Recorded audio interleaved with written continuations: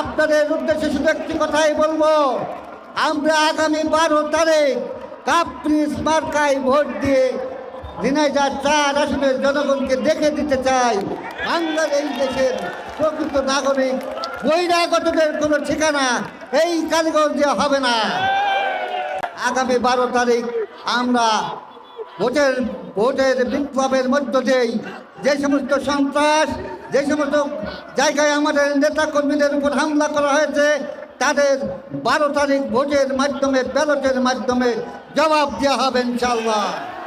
প্রিয় সাংবাদিকবৃন্দ, বিগত কয়েকদিন যাবৎ ধানের শীষ প্রতীক নিয়ে যিনি বহিরাগত এই কালীগঞ্জে এসেছেন, বাইরে থেকে সন্ত্রাসী নিয়েছে, আমার এলাকার কাপ্রিস সহ সাধারণ মানুষকে অত্যাচার করছে, নির্যাতন করছে, অস্ত্র প্রদর্শন করছে, মারধর করছে।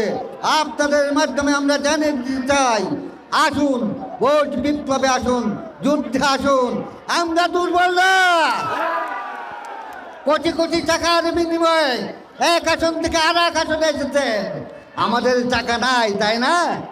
আমাদের জনগণ আছে।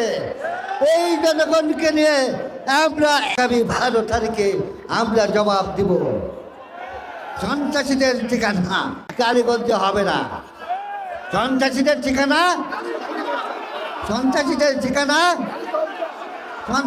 ঠিকানা ভোট ভোট ভোট চাই, ভোট ভোট ভোট চাই।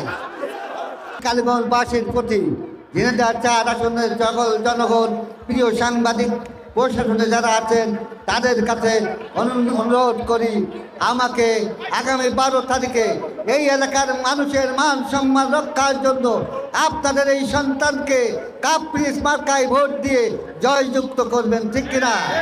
সবাই হাত তুলে আমাকে দেখান। আমার মা বোনেরা আছেন, আমার মা বোনেরা আছেন, এখানে এসেছেন, তাদেরকে ধন্যবাদ জানাই, কৃতজ্ঞতা জানাই। আমার মা বোনেদের কাছে কত জোরে অনুরোধ করি, আপনারা বাড়ি গিয়ে বাড়িতে কাপ্রিসের পক্ষে ভোট চাইবেন।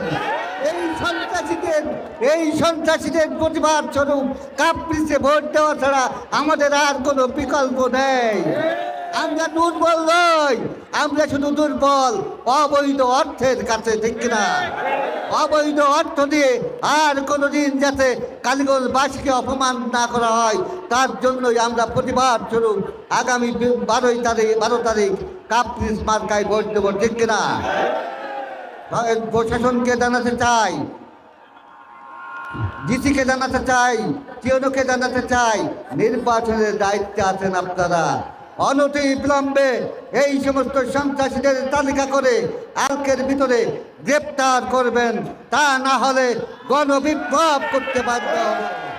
সম্মানিত এলাকাবাসী, সম্মানিত ঝিনাইদহ 4 আসনের জনগণ, আপনাদের শুভকামনা করে আগামী 12 তারিখ সকাল 7:30 থেকে 4:30 পর্যন্ত ভোট কেন্দ্র পাহারা দেবেন, কোনো সন্ত্রাসী যেন ভোট কেন্দ্রে ঢুকতে না পারে। আমরাই জাতীয়তাবাদী শক্তি, আমার নেত্রী দেশ নেত্রী বেগম খালেদা জিয়া, আমার নেতা তারেক রহমান, আমাদের এই দলের প্রতিষ্ঠাতা শহীদ প্রেসিডেন্ট জিয়াউর রহমানের আত্মার মাগফিরাত কামনা করে আমি আমার বক্তব্য এখানে শেষ করছি।